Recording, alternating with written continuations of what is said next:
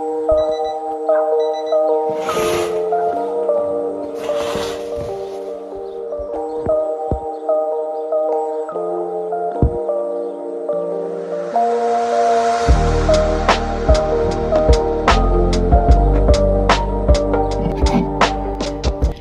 you, like me, have an Alzheimer's risk, it can be quite hard to know what to do about it.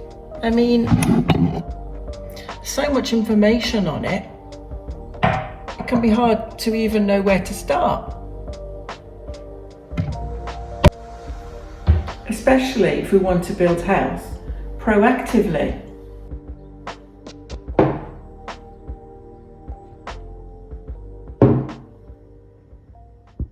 Hi, my name is Dr. Anna and I'm a clinical psychologist. I set myself the task of looking at all the research so that I can work out which areas of life to focus on first. And I decided to look at 3 different areas of research: the dementia research, the longevity research, and blue zone studies. And this video is about what I found.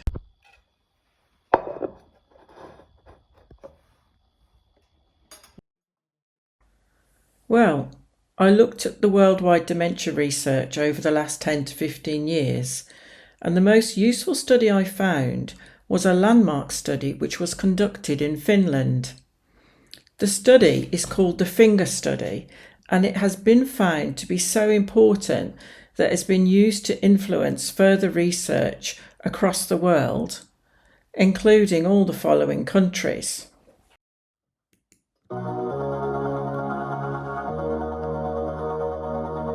all this time I've been holding on so tight, 'cause all that I do was easy to use. So call my time, but you weren't really mine, just something to do, for I never knew. It's a long list, isn't it?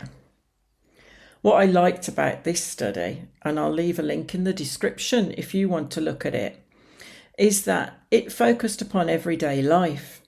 It wasn't based around futuristic treatments or hard to follow protocols. It looked at ordinary things that people can do every day. People, that is, like you and me. And that's exactly what I'm looking for. So let's have a look at what they found.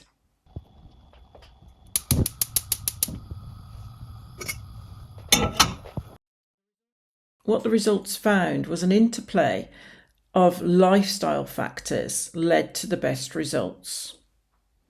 The first one they found was in relation to diet, and they found that it was important to reduce sugar and processed food, to have a high intake of vegetables, fruit, whole grains, nuts and fish, and moderate healthy fats.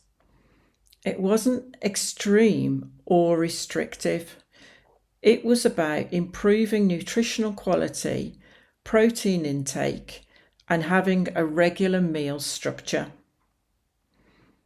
I think this is information that we can use.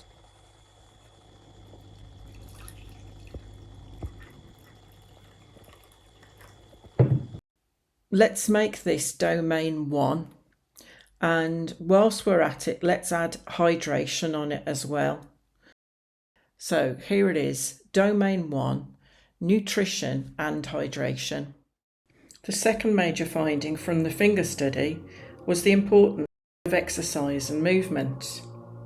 And what stood out to me was that it was not about any one form, it was about including different types of exercise and movement throughout your days. Things like walking and functional movements like gardening or housework. These can promote flexibility, balance, and general overall health. Other examples were resistance training to build and maintain strength, and cardio for heart health.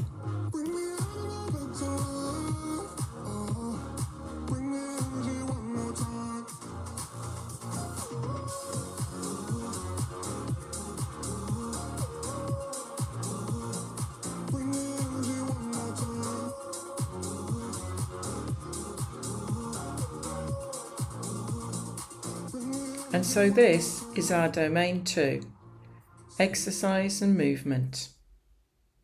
When looking back at the finger study, as a psychologist, I found myself wondering how much the participants were also affected by the feeling that they were part of something important and meaningful, almost like a shared purpose. And my observation deepened when I started looking at the longevity research.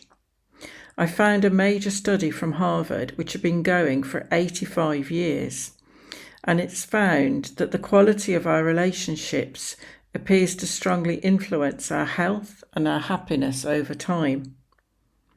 So it seems to be about feeling connected to others, feeling supported, and feeling less alone. And that's why I'm showing us sharing a meal. And it's also why I've made domain 3, social connection. And now for domain 4. For this domain, I studied the Blue Zone studies. These are studies of communities in places like Japan, Italy, Greece and Costa Rica, where people tend to live unusually long and healthy lives. And although diet and movement mattered, another theme that kept appearing again and again was that of purpose. And in Japan, for example, there is even a word for it, ikigai, which roughly means a reason for being, a reason to get up in the morning. And what struck me was how central this idea seemed to be within everyday life and culture. People often contributed directly to family, community, work or daily routines well into older age. There was a feeling of ongoing involvement in life itself. And the more I looked into it, the more I started thinking that health is not about avoiding disease. It's about having a sense of meaning, responsibility and connection to the world around us, all reasons to stay engaged with life over time. And that's why I'm showing you film footage of me working. That's me making this video, and in my own way, I'm doing my own version of Ikigai. Which is why domain 4 is purpose and meaning.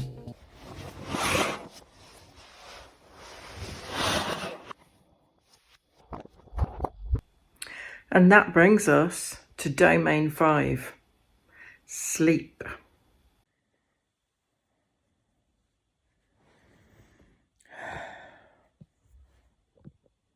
And during sleep, the research shows that the brain clears waste products, consolidates memories, and regulates inflammation. It's like a fundamental maintenance system for us, both physically and emotionally. And that's it now. That's all 5 domains. And when I got them all down on paper, I started to think about which ones I was stronger in and which ones I needed the most change. And if you'd like, let me know in the comments which of these domains you feel strongest in already and which ones you'd like to build more intentionally. Good night. Please like, subscribe if you can.